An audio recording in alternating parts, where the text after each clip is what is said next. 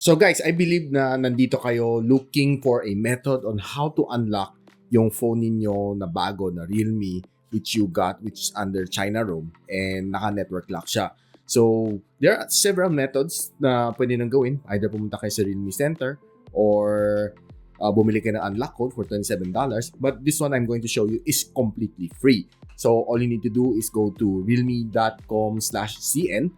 Then, gawin nyo lang translate into English. Then, scroll all the way down sa ilalim. Then, click nyo yung Contact Us. Pag click nyo yung Contact Us, pupunta kayo sa, madidirect siya directly to yung email ninyo by default.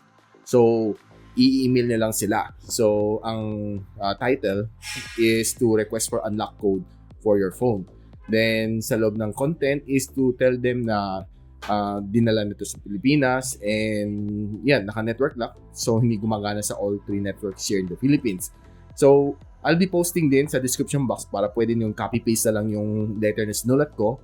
And don't forget to provide yung screenshot ng yung IMEI via *06# para makuha nyo yung screenshot ng IMEI at isamahan nyo na rin ng screenshot ng about phone niyo para makita nila kung anong model yung phone.